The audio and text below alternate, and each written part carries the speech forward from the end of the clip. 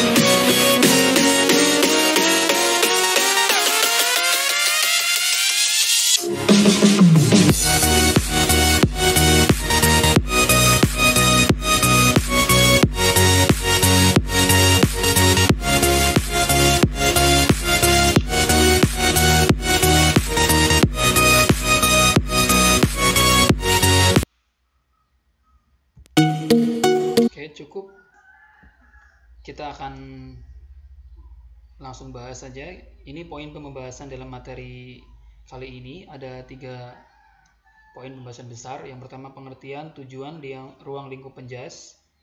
Kemudian yang kedua ada konsep dan kedudukan penjas. Dan yang ketiga ada makna dan fungsi penjas.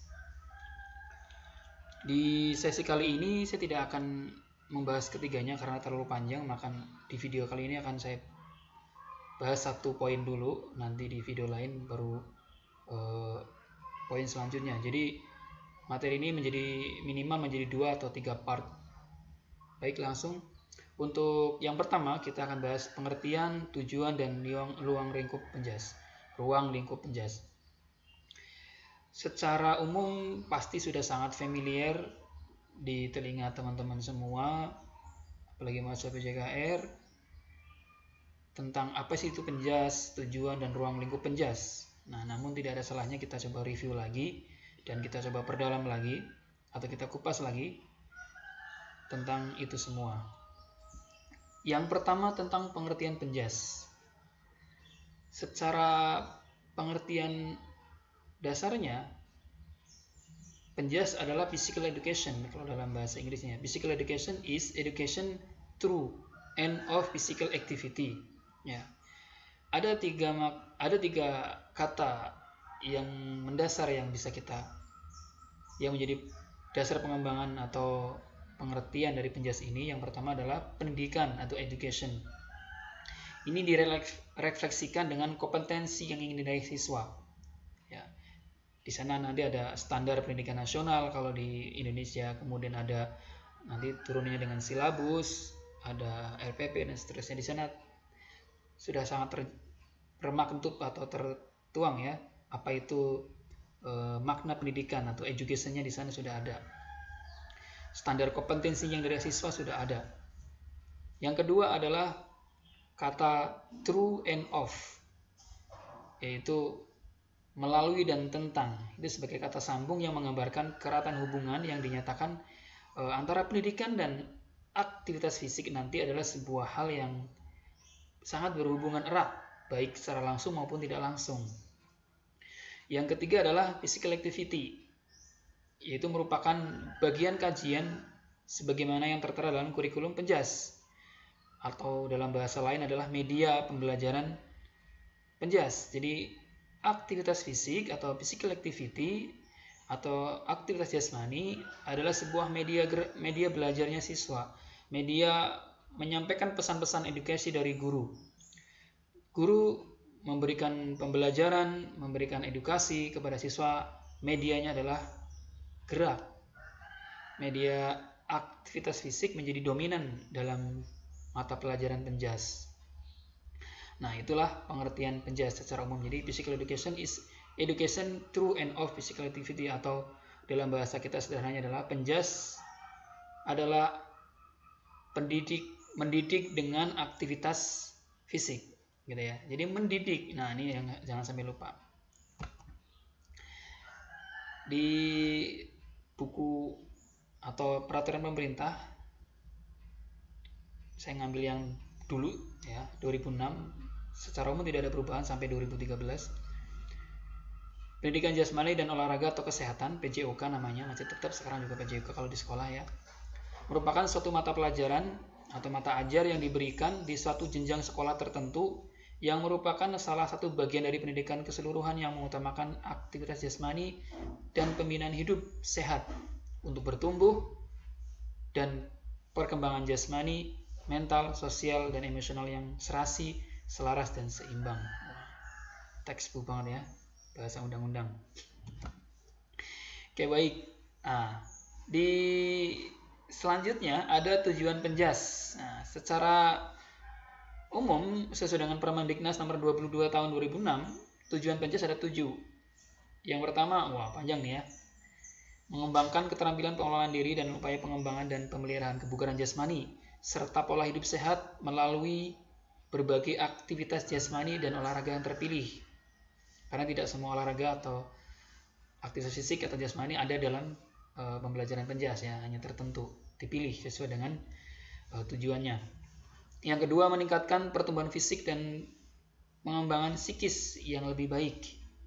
Yang ketiga, meningkatkan kemampuan dan keterampilan dasar gerak atau gerak dasar. Meletakkan landasan karakter moral yang kuat melalui internalisasi nilai-nilai yang terkandung dalam penjas, olahraga, dan kesehatan.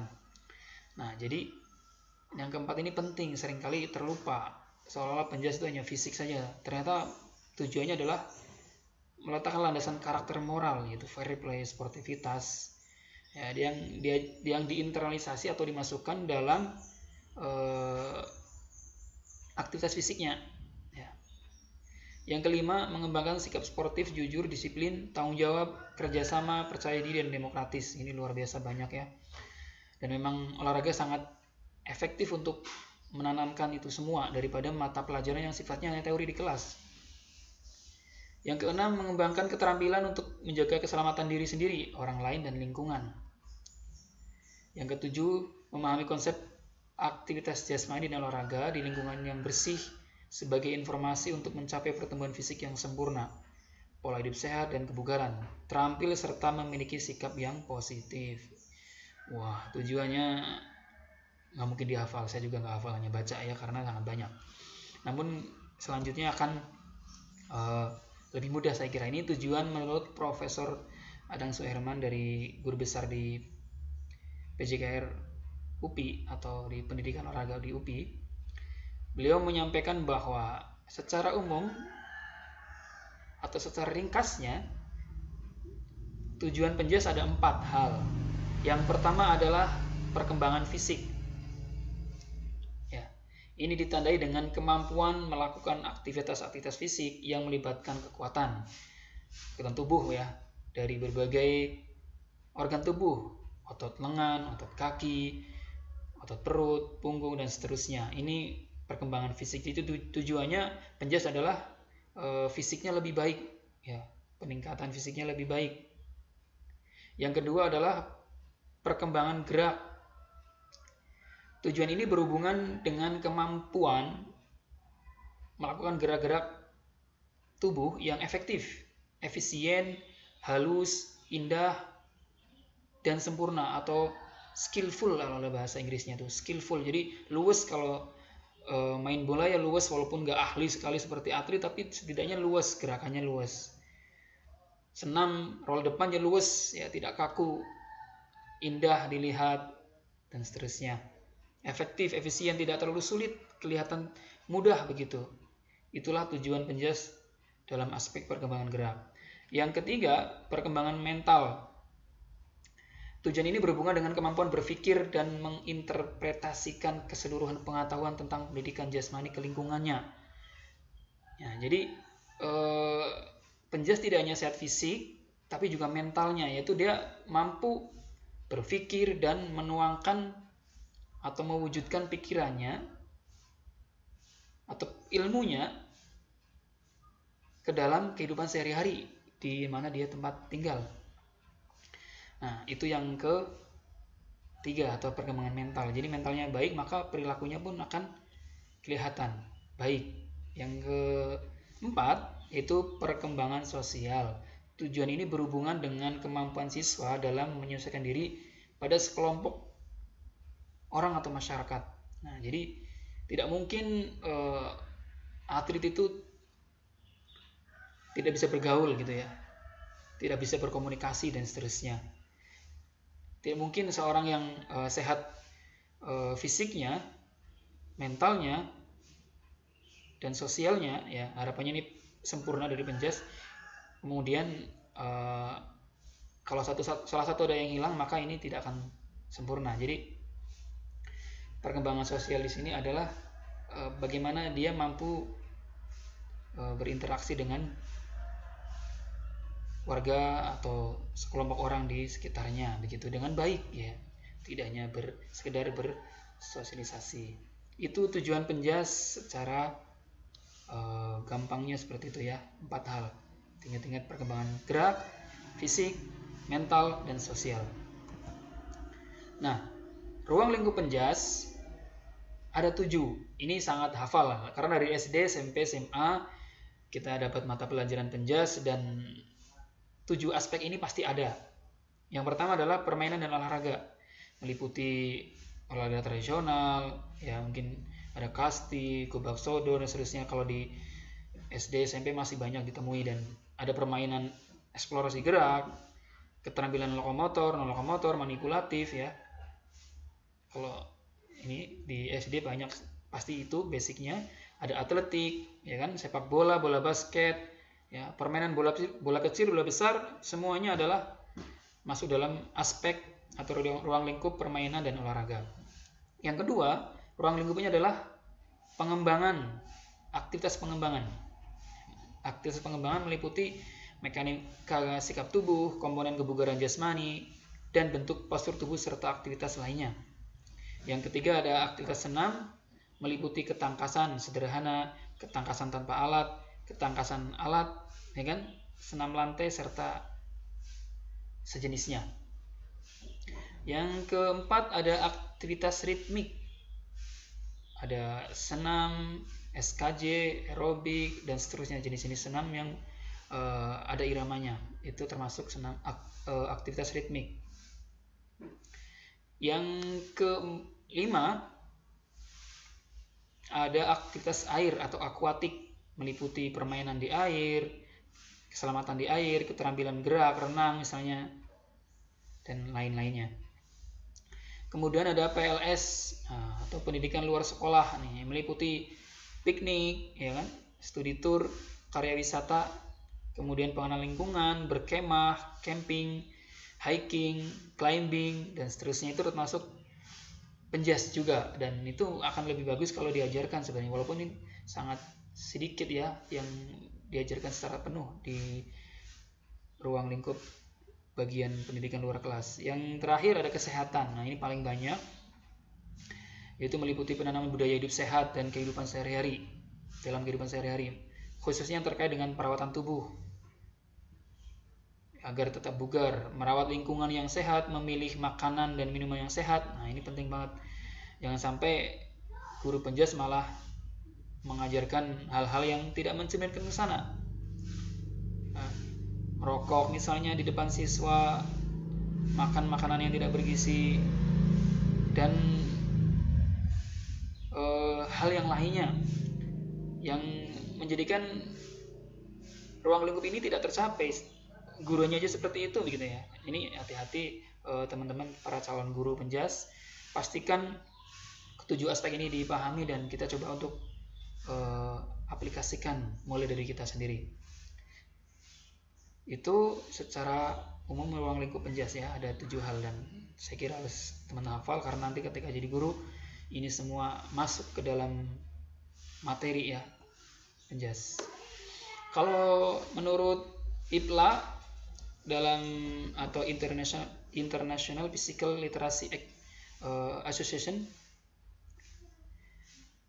ruang lingkup penjas di sana disebutkan ada motivasi, ada confident, percaya diri, ada competency fisik, knowledge dan understanding to fail to take responsibility for engagement in physical activity for life. Jadi di sana ruang lingkupnya lebih luas ya. Ya sebenarnya sama saja, cuma bahasanya lain ya.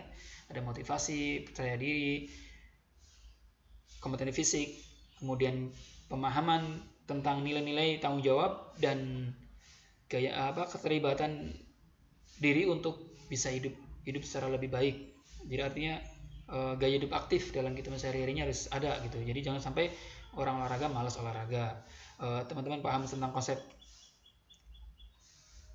penjas tapi tidak rutin olahraganya, tidak rajin olahraganya, tidak menjaga kesehatan tubuhnya, sering begadang dan seterusnya. Ini tentu tidak sampai sana. Knowledge and understandingnya nggak to value itu nggak nyampe untuk sampai nilai-nilai teraplikasi dalam kehidupan sehari-hari belum ada.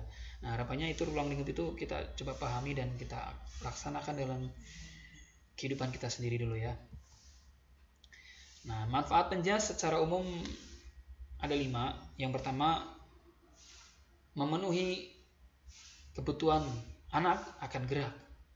Karena anak tahu sendiri kalau kita bisa saksikan ya di pembelajaran penjas adalah sebuah mata pelajaran yang favorit biasanya karena seolah-olah anak tuh terbebas dari ruang kungkungan atau penjara ya dalam istilah kita.